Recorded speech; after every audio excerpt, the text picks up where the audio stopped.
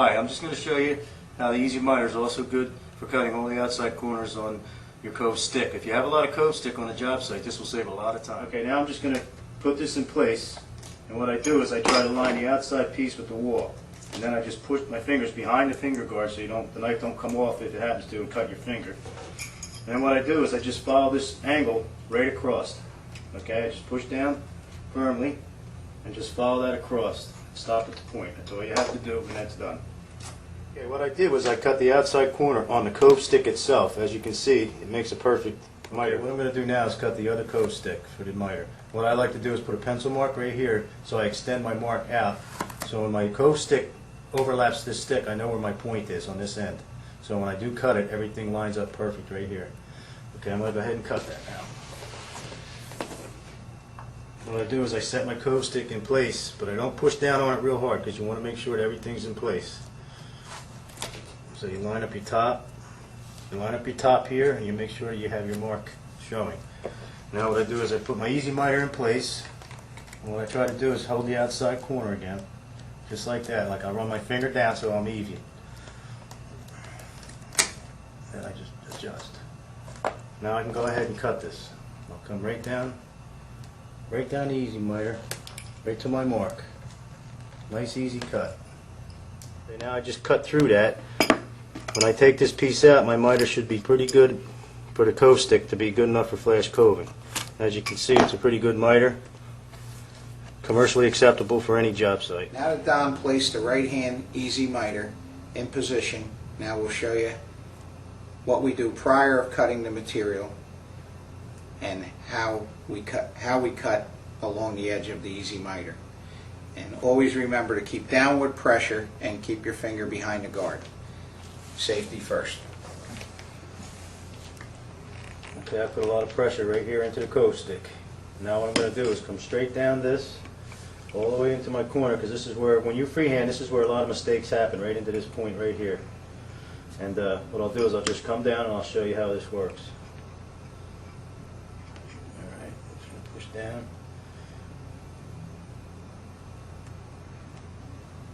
Right on down. Follow it down just like you would the outside wall. You get right into this point, you just follow your Easy Miter right across. And be really careful.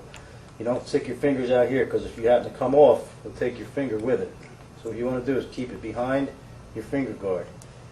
Just steady pressure, nice and easy. You don't have to go through your first time. You come right to your very point and you stop right at the point of your Easy Miter. Stop right there.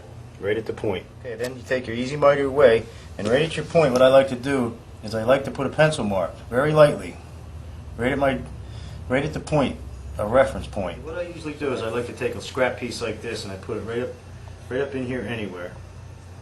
Just so when you use this, you can use this as a straight edge also to make your boot for the outside corner. And what it does is when you push this in like this, it keeps it from teeter-tottering. It keeps everything the same as it is. And once again, what you do is you just press this in tight against your cove stick. Make sure your fingers are behind the guard, like that. And what I do is I come right down the side of the Easy Miter. So I just come right down it. You don't have to go through your first shot. You just want to get your marks.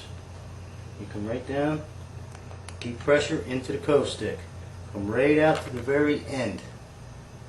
Right to the very end of the Easy Miter. And then what I'll do is I'll switch my fingers, keeping pressure inside the cove. And then just run your knife across just like a straight edge. Very carefully, always away from your body. Stop at your point. And the reason for this piece is now I can take this out. Doesn't matter how long your boot is going to be. Just slide this down all the way to the end. Just like that. And you want to go right up to your pencil mark that you put for reference. Okay? Once again, pressure, and just bring it right out to your point.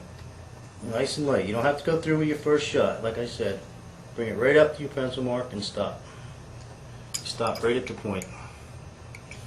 Okay, now that I traced this, my boot, using the Easy Miter, what I did is I came back and I cut through the line that I had made. And what I do is I pull this piece out, okay, right up to my point. And you can actually take this piece and make your boot out of this because you know the size that you need.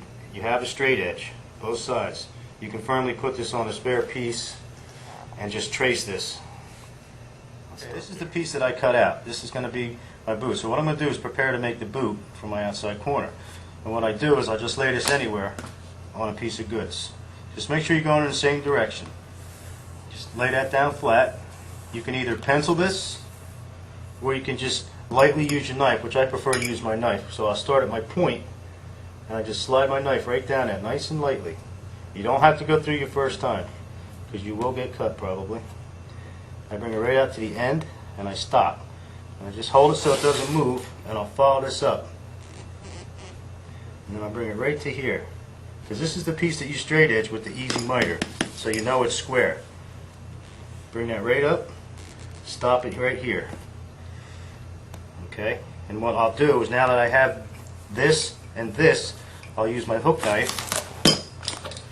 right here, and I'll cut this piece out.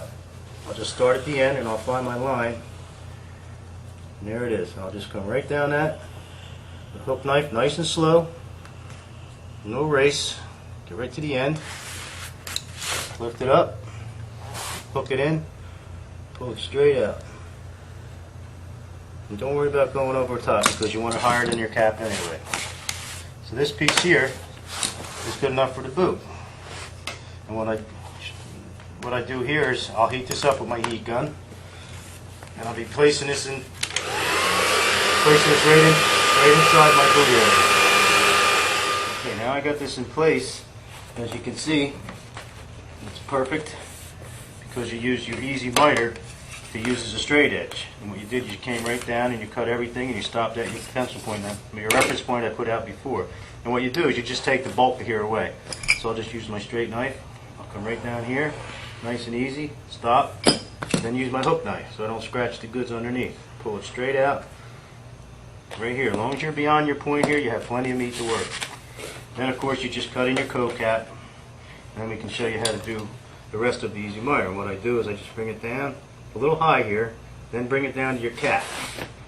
Come right across. Okay. Just take a little of this meat away here because you don't need it all. Come right across like that. Boom, done. Set this in place. Take that out first, that would help.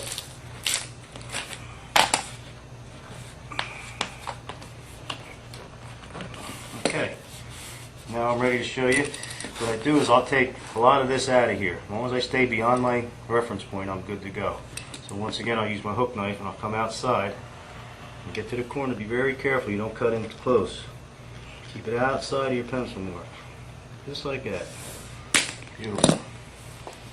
Now we're going to get ready to use the other easy miter to cut this side. Okay, so what I'll do is just get this, put it in place once again, line up your pencil point, a lot of pressure, and always keep your fingers behind your finger guard. So if this knife comes off, for any unknown reason comes off, you won't get it hit this, not your fingertips. You always got to keep your fingers safe. And what I'll do is I'll come right down this.